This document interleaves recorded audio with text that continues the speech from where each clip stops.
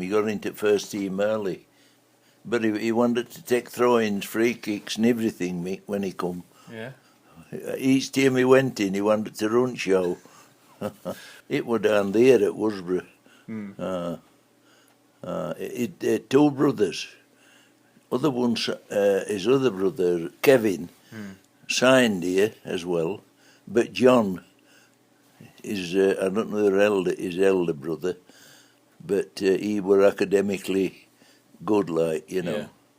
So he didn't bother. But that's the first time I saw Mick down there. And then Johnny Steele, who was my manager, got him through his son at Boys Club, who were playing for them, you know. And of course he told me that he was going to sign to take a trade up at Pitt at 16. But anyway, he decided, you know, to come here. And he never looked back. He never looked back. And his dedication to game, you know, he was really, he worked so hard at it, you know, at morning and afternoon. And I knew we were destined for big things. And of course he got into our first team, and then Ian Evans came, and Ian helped him a lot. Always been very friendly with for quite ever since then. She was 6-7 years older than Mick, wasn't he? Were you a lot older than Mick? Aye, was. And he was a good mentor, wasn't he? Aye, well, he was player coach. And he brought him on a lot. And when I think about that team, that was the team that's played best football I've seen here. There were Ian Evans, Mick McCarthy. In midfield we had Glavin and Banks. And up front we had Trevor Aylott and Parker. So spine at club. And McHale as well. Aye, McHale came. And Stuart Barraclough, outside right. Phil Chambers were left back. George Joyce were right back. And we had a good side, and we played some good stuff. Yeah. What happened is, Norman Hunter decided that he weren't going to have Ian Evans as a player coach. And I think he appointed Eric Winstanley. And Mick were a bit upset about that, so were Ian.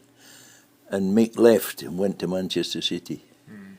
And did you know he was going to go on to be an international? I did.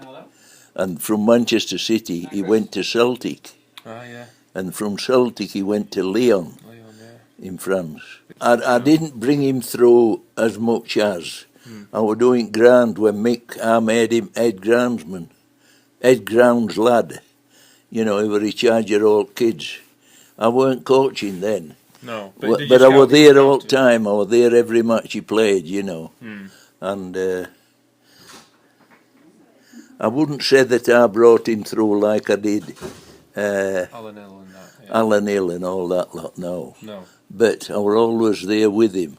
And we had lots of arguments and get-togethers and sorted things out. Aye.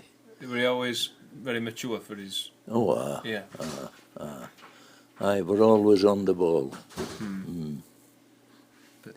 But I knew that he was destined for a lot bigger than Barnsley, of course. But mind you, if that side hadn't have broken up, I don't know, I couldn't see Mick had left if they'd left Ian Evans as player coach. You know, but anyway, when he left, Ian left. And team cracked up. Parker had got injured. Colin Walker had come into the team. Trevor Aylott wanted a 2-year contract, and they wouldn't give it him. They'd only give him a 12-month, so he left. And he went to Millwall, Trevor. Well, Mick's the type of bloke that always speaks his mind. He don't go around edges. No, Barnsley lad, isn't he? He says what he thinks, and that's it. If they don't like it, hard luck, you know.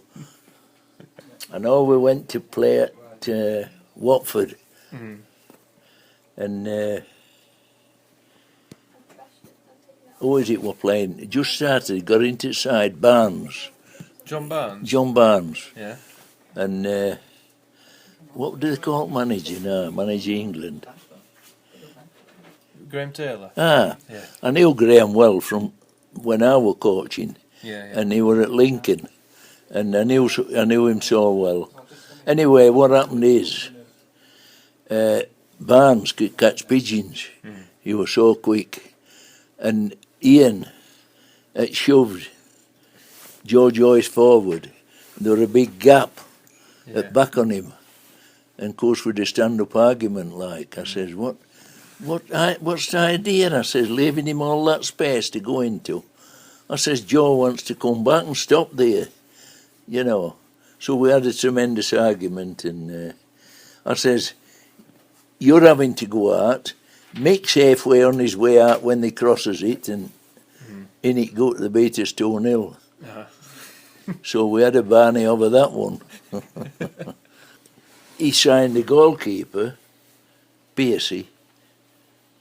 Piercy went to Florida for a fortnight with a carrier bag. That's all he had. He'd no tackle at all, he'd just a carrier bag. He didn't even have a bloody suitcase. But best laugh at lot was Mick. Mick McCarthy were learning he couldn't swim. So we were in this pool at Lauderdale. Well, I weren't, because I can't swim. But Piercy's, Mick's showing him how to carry on, and he hit his bloody head up. That was when they gets to end. Yeah. He was only going across, not lengthways across, and he bumped his head and cut his head up, and I said, oh, Christ, aren't we all right?